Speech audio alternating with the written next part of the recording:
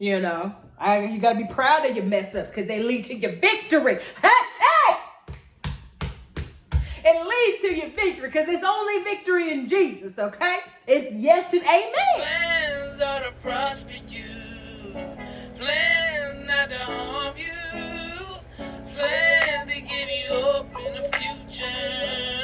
Trust in the Lord and He will guide you. What's up, y'all? It's your girl Winnie and I'm back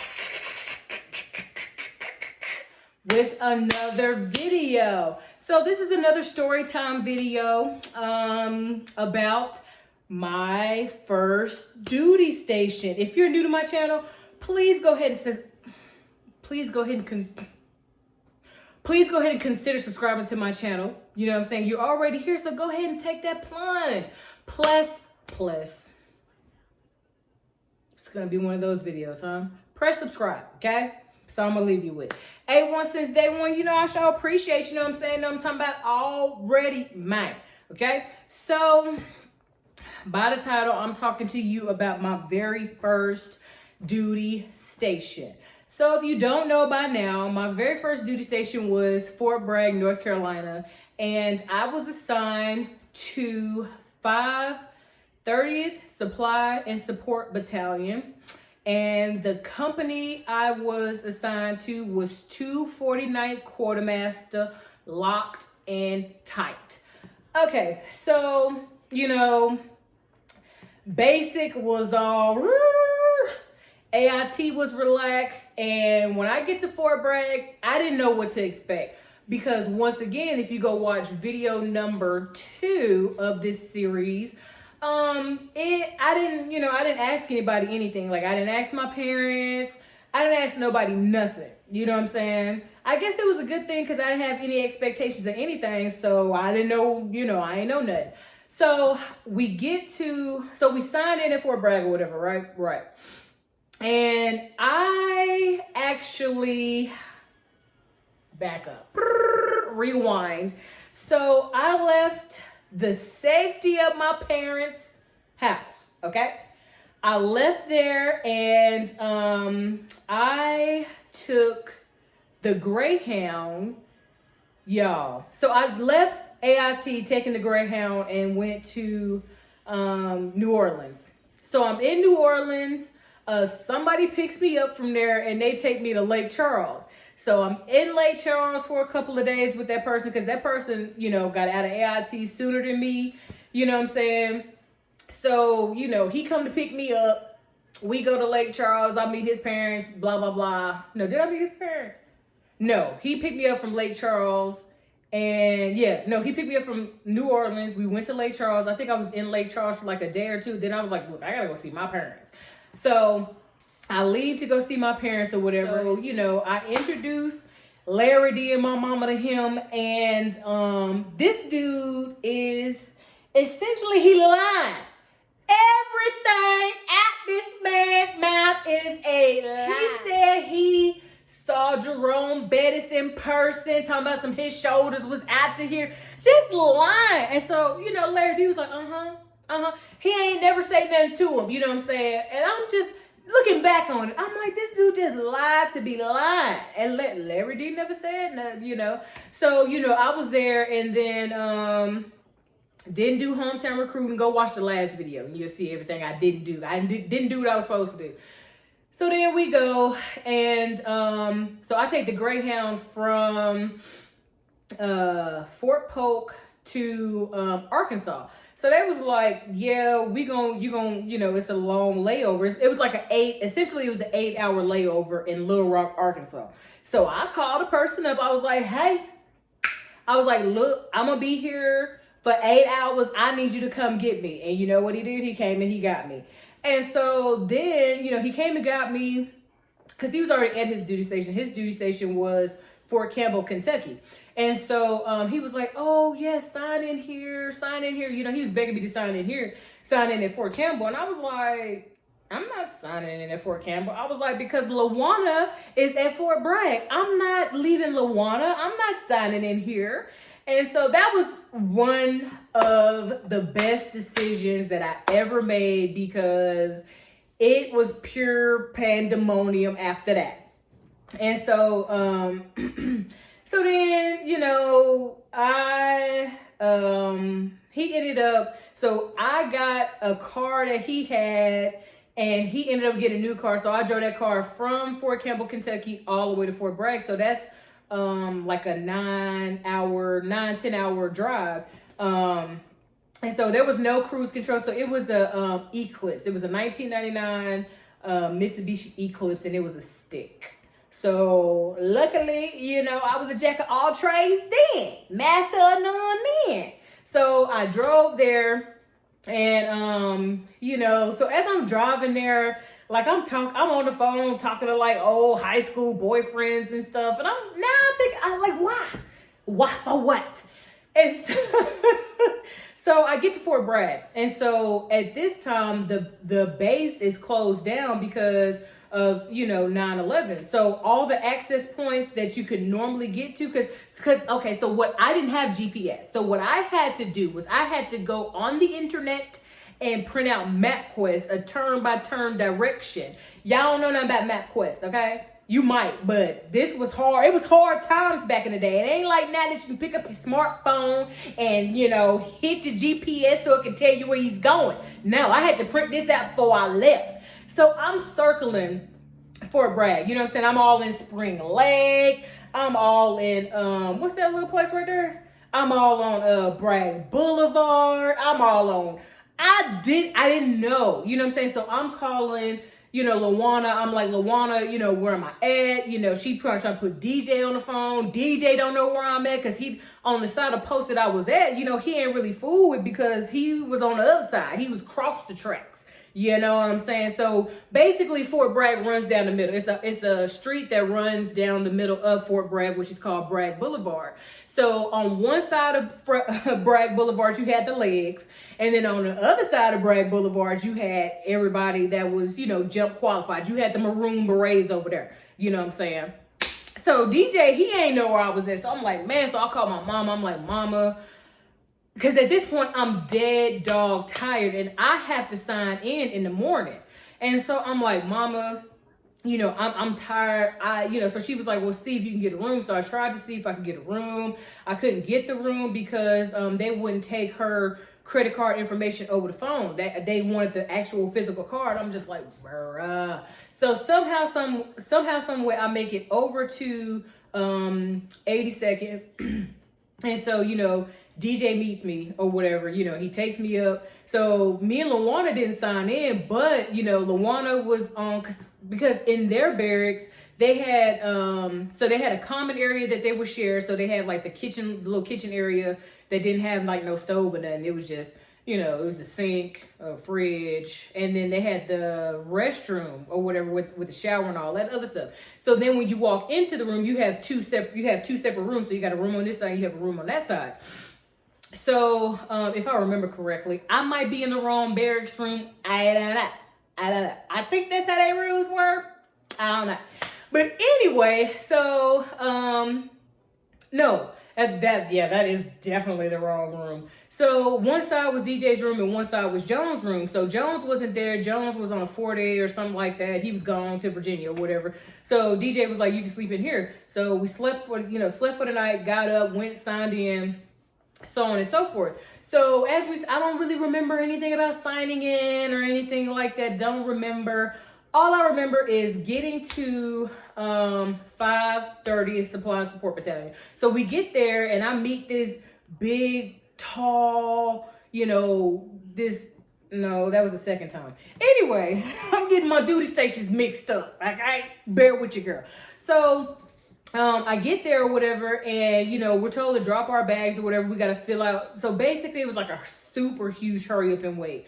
You got to fill out all this paperwork when you get there. Then you got to fill out all this paperwork when you get to your battalion. Then you got to fill out all this paperwork when you get to your company. You know what I'm saying?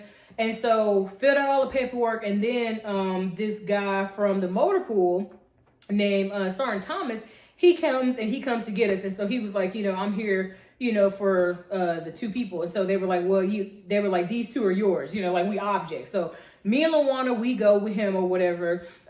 He had a little truck, so he put our stuff in the back of the truck or whatever. And then we just, because it's literally like, it's a short walk. But we had so much gear, you know, being from basic. So, you know, he was like, put your stuff in here and then I'll, you know, take you where you got to go. So we get there and so we meet the first sergeant. And the first sergeant, he's this light-skinned, bald head. He kind of smooth with it, cool with it. You know what I'm saying? So his name is First Sergeant Chris. And he reminded me of a drill sergeant, oddly enough, because he had literally, you know, he had been on the trail. So, meaning he had went to drill sergeant school and all that other stuff.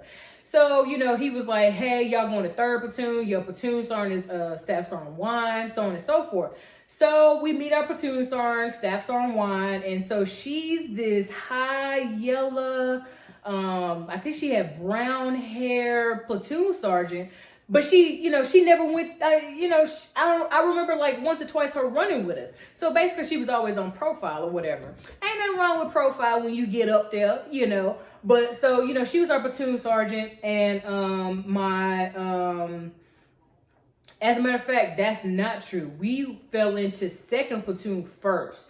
And the 2nd platoon sergeant was Sergeant Solomon. Staff Sergeant Solomon. And I remember him because he used to from day one, y'all, he used to talk to me about my hair. He was like, hey, Private, the Army regulation, according to AR 670-1, hair is supposed to be of natural color, not streaks, Private. So then I was like, okay, Staff Sergeant. I'm like, but black is not a natural color. So after I said that, he left me alone, you know what I'm saying? Because black is not a natural hair color. Most people dye their hair black. So we fell in with him. And then my very first squad leader was Sergeant Starks. And this dude he had a battle buddy. I don't remember his battle buddy's name. But him and his battle buddy, they just did not care. You know what I'm saying? Like, me and Lawana fell into we were in the same squad, in the same platoon, had no earthly idea what was going on, okay? Oh, my goodness. Like, he didn't care about that. You know what I'm saying? No, Spears. Sergeant Spears. That's his name. Sergeant Spears. He didn't care about nothing. You know, if you want to sham, you just let him know, hey, Sergeant, you know, I'm finna go sham. So he didn't care. You know what I'm saying? So that kind of, you know, I'm like, dang. Everybody gonna be like, it's not. Everybody was not like that, okay? So he was cool in a mug, you know what I'm saying? He was my first taste of the Army. Then for some reason, something happened and it was a total shift of the company. So what ended up happening was me and Lawana ended up going to the map platoon. So we went to, and that's 3rd platoon. So 1st platoon was like, headquarters. Headquarters was that was everybody that worked in the orderly room. That was everybody that worked for the first sergeant. Everybody that worked in the motor pool. You know, if you had a special job, you were in headquarters. 1st platoon was, I don't remember what 1st platoon was. 2nd platoon was the warehouse, the class 9 warehouse, and then 3rd platoon, the map platoon, we worked in the map warehouse. So my whole leadership changed, you know what I'm saying? So then I went to Sergeant Wine, Staff Sergeant Wine, and I don't remember I don't know who my squad leader was. As a matter of fact, we didn't have a squad leader. We did not have a squad leader because we didn't have that many NCOs. So basically we were like E4 and below, but Sergeant Wine was she was our person. And so she was never around, so she didn't know what we did, you know, in the map warehouse or anything like that. So, you know, we working at the map warehouse, you know, and it is just like it sounds. We provided the maps for people to go to JRTC, NTC. It was a couple of people that, a couple of GON people that, you know, they actually made the maps. They were in the warehouse, so on and so forth. And so, you know, being in the map warehouse was cool because we went to work at 9 and we got off at like 3. So essentially we had the rest of the day to do whatever it was that we wanted to do. But the other platoons, they had to, they ain't get off till 5. So, we off and we chilling, what I'm saying, doing whatever. And so at this point, what I'm saying, I had a culture shock because going from Sergeant Spears to going to, Sergeant Wine, it was like totally different because he was laid back and cool, but she was never around. You know what I'm saying? So I'm just like, okay, so essentially I take care of myself. So I ain't know what to do, you know what I'm saying? So what I did was I went over there to, I was always on the 82nd side. When LaWanda would go, I would go with her or whatnot. And, because that was like, that was my comfort place because in our barracks, I ain't really know them like that, you know what I'm saying? Because I spent all my time on the other side. But when I was in the barracks, I could be found in Vance room or Furlough's room. Pretty much I was in the room with Vance, and then Furlough would come and he would come play the game and stuff like that. So first on Crisp, we had a motto too, and it was locked in tight. And so we would come, fall in, what I'm saying? And we'd be like, locked in tight or whatever. And some of the cadences that were called, they were crazy there too. You know what I'm saying? But what's his name? Sergeant. Oh, what's your name? I see your face. I do not remember his name, but he used to call some of the smoothest cadences. You know what I'm saying? Them cadences was so smooth. You know what I'm saying? It made you want to run, to the sun. But I'm just saying, I can run to Texas just like this. Okay? All right. All the way to Dallas and never quit, honey. Anyway, so essentially, we were sorry. So basically, I got there in December to my unit. I want to say by a couple of weeks later, there was a total shift in the platoon. In the whole company, there was a total shift. So everybody that was E6 and above, they got rid of. I guess because they were not on the MTO, and the MTO is basically a list of who's supposed to be in your company by rank. So we get a new first sergeant, okay? And the new first sergeant Williams ain't playing no games, okay? He's straight off the trail, you know what I'm saying? He ain't playing with us, okay? Yeah, we still locked in tight, but he ain't playing. So we got a new first sergeant. We had the same, we had the same commander. So at this point, we're getting ready to deploy. You know what I'm saying? So, first sergeant Chris, all of them, Sergeant Juan and all of them, they're, gearing us up for deployment. And so March 18th of 2003, we go, we get ready and we are, we're going over, you know what I'm saying? So, you send all your equipment, you send somebody ahead with your equipment, so on and so forth. So, at this point, it's now, it's getting real. You know what I'm saying? Like, it's getting real. So real to the point to where we stopped in Turkey and we tried to get off in Turkey, but the Turkish government was like, no, we don't want no soldiers, no U.S. people. So we had to stay. We stopped in Syria, and so they wouldn't let us out. You know what I'm saying? So we had to, they fueled up. And then we went straight to Kuwait. So we initially were supposed to end up pushing forward. We were only supposed to be in Kuwait for a little while, but I don't know what happened. I can't, cause I wasn't, I'm a private, you know what I'm saying? So essentially, we're there, and our commander at the time was so gung-ho of sending people down range that, women had just had babies. So their babies were like 4 months old. At the 4-month mark, she was sending women, you know what I'm saying? And so then finally she got pregnant and she ended up getting out, but she forgot about the bodies that she left, behind her. And so we get there, we ship into our first place. And we were at Arifjan. And as we're in Arifjan, like the first 3 or 4 days of being in Arif John. We're still in the holding bays, you know what I'm saying? The big old bays where they have people come in at. We're there, right? And so as we're here, we're hearing red alert, red alert, red alert, we heard Scud Attack, you know what I'm saying? And so at this point, when we hear Scud Attack, we have to don mop level 4. You know what I'm saying? So we have to get in our full, you put your mask on, you got to put your mop suit on, you got to put your boots on, you know what I'm saying? And so at this point, I'm scared, okay? Like I'm shook, you know what I'm saying? Because we didn't train for this. This is not what we trained for. This is real life. And we heard this more than once.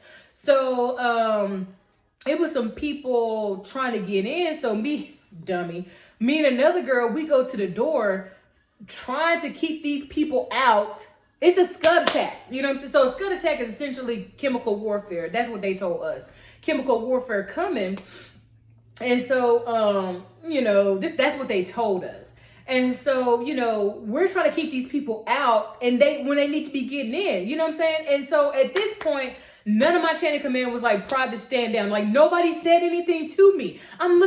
Even now as I look, I've always looked back at this, but I'm always like, why didn't anybody say anything? You know what I'm saying? Like who was out to try to prevent these people from coming in?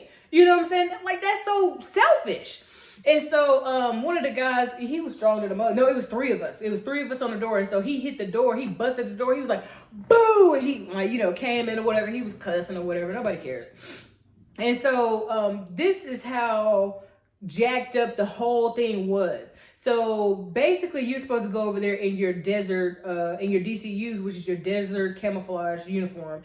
I didn't have it. Me, Gabriel, and it was some more people in our unit didn't have it. So I'm looking like, okay, if we're going to the sand and I got on green, I got on my regular green, woodland uniform, we're going over there. I was like, I'm going to be attacked. I got these black boots. I'm like, look, they're going to get me. And so finally, when I went to Saudi Arabia, I was able to get a uniform. So we're in Kuwait or whatever. And so they're like, oh, well, we need people to go help with the map warehouse in Saudi Arabia. And so me, Luana, was it Luana? Did Luana go? Yeah, me, Luana, Pardo. No, Luana didn't go because I think at this time, Luana was in a whole nother platoon. So me, Pardo, I don't even remember what her maiden name was. Jones. Jones, Gabriel, and some more folks. We all get tasked to go to Arif John, you tripping. We went to Bahrain, Saudi Arabia. And so we were paid, the per diem we were paid was $29 a day for as long as we were in the country. On top of our regular pay, on top of the hostile fire pay, and on top of the hazard duty pay. So we were paid all that or whatever. But that's not what, the pay was cool, but it was the people that we met while we were there, which was amazing. So we linked up with some other supply people that were from Fort Campbell, Kentucky. And so, we're all, we all together, you know what I'm saying? And lo and behold, like they were in Arif John as well, but they were supposed to be, shipping out. So we met these people and it's all cool. You know what I'm saying? We met Campbell, we met Glaspie, we met, what was her name? Hartwell. It was some more folks. Oh man, what's your name? Wallace, Dietz. So we met these people or whatever. And so, we hanging out and stuff like that. And so in Arif John, you know what I'm saying? Like you only had to be 18 to drink beer and 20 to drink hard liquor. And so, again, being silly and foolish. So I'm drinking everything under the sun. I'm drinking white, I'm drinking brown, what you have, and I'm drinking that. You got Kool-Aid? Can I get some of your Kool-Aid, please?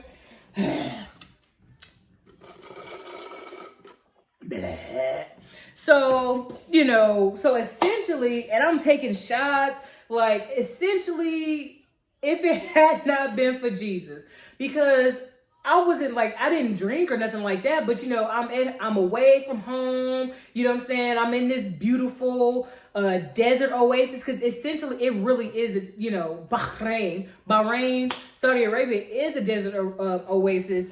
It was it was before they built, what's that? Dubai. You know what I'm saying? And so, I think it's Dubai, whichever one is with the man-made island. So, you know, we're there, whatever. And like I said, I'm mixing all this stuff, you know, and somehow I made it back to my room.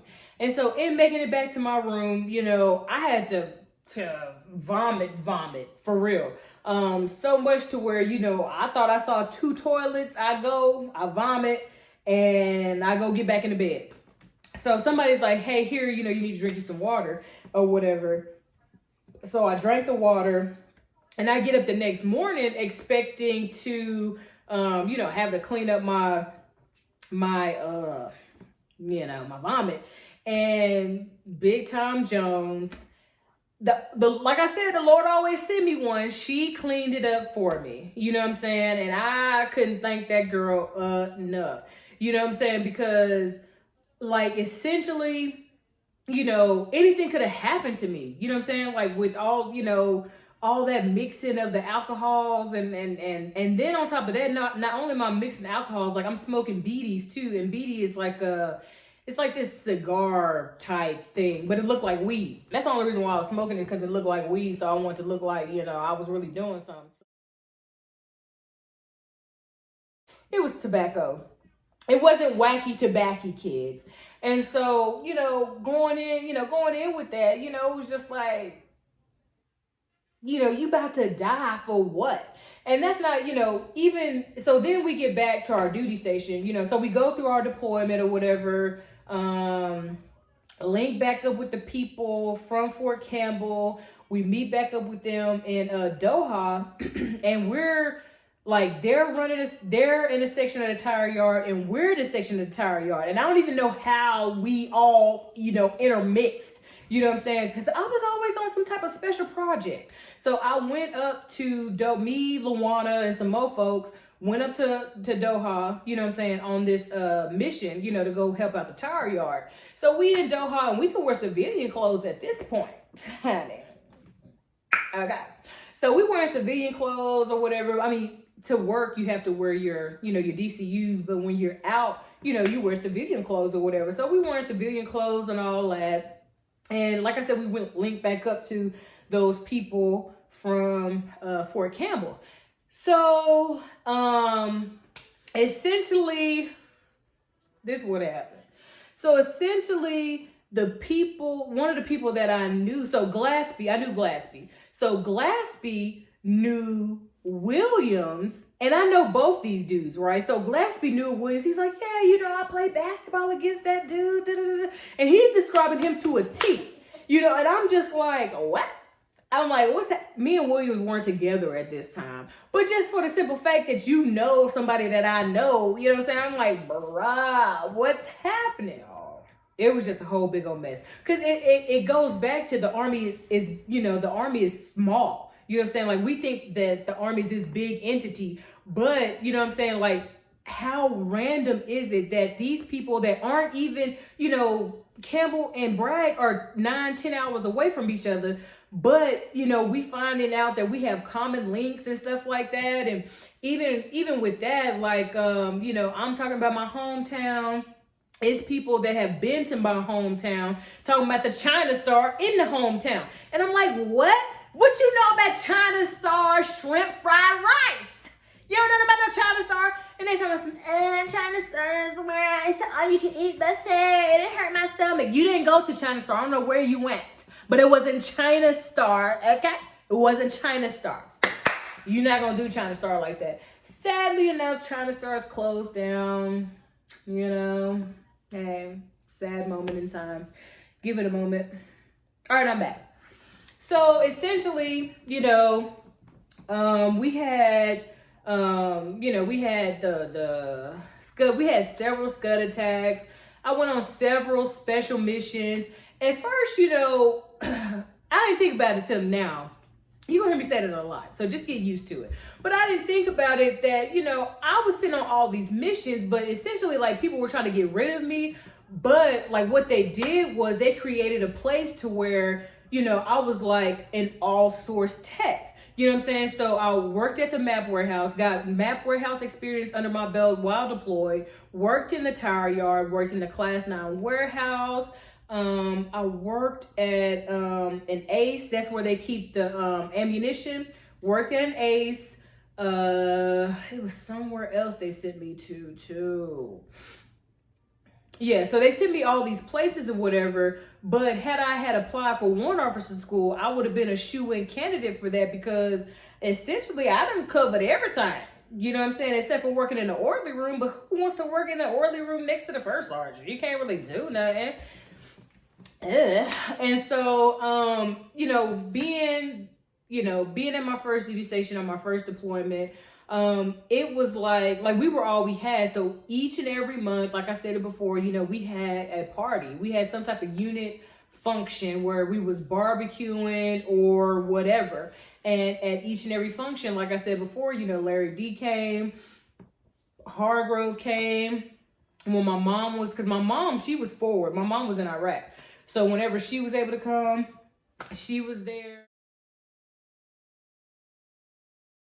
Who else was there? It was some other people that so I met up again with McDonald, met up with him again, and met up with Monche from whenever I was in middle school, met up with Monche, Bashaki, what's that dude name? What is your name? Oh my God. It was another dude. I can't remember his name. But we all, you know, people from my hometown of about 180,000 people, we were meeting up, you know what I'm saying? And well, not necessarily meeting up, but we were seeing one another, you know, in this time that could have been very, very bad. And so, you know, I thank God for his protection because it was some places that I was in that like when we were driving a Humvee and we took the wrong turn, got off the highway and was in a residential neighborhood, you know, that could have turned out bad for us. You know what I'm saying? But, you know, God was, you know, he was merciful. You know, he had some mercy. He had some mercy in the pocket of his mind for us. You know what I'm saying? And so we were able to make it out. Even with, you know, the hostile environment of Syria, you know, he protected us there. It's just so much, you know what I'm saying? To where I can't even really just go through it all, but I just know through it all, you know, God protected me. I even, you know, I caught bronchitis when I was there. Don't know, you know, but it could have been way worse. It could have been tuberculosis because, you know, we were working closely with third country nationals. It was just so much stuff that I was protected from, you know. And so if I got bronchitis and it could have been worse, you know, I praise God for that. You know, people are like, you praise God for bronchitis? Yes, because it could have been tuberculosis. It could have been my life, you know, but he saw fit for it to not be.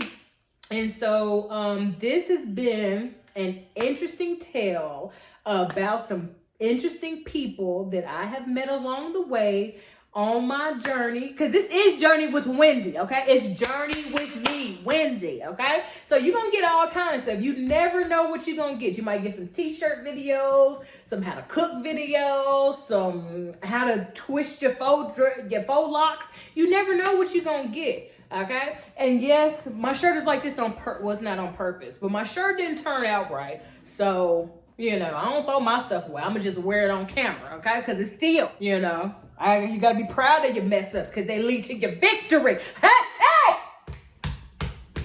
It leads to your victory because it's only victory in Jesus, okay? It's yes and amen. You better look up the scripture, okay? I'm through. I'm done, okay? So this has been Journey with Wendy. I am Wendy. And new videos are posted every Tuesday and Thursday, sometimes on Wednesdays, but you never know, okay? So as long as we got the stay-at-home order, I'm going to be pumping them out. And so with that, I'm out.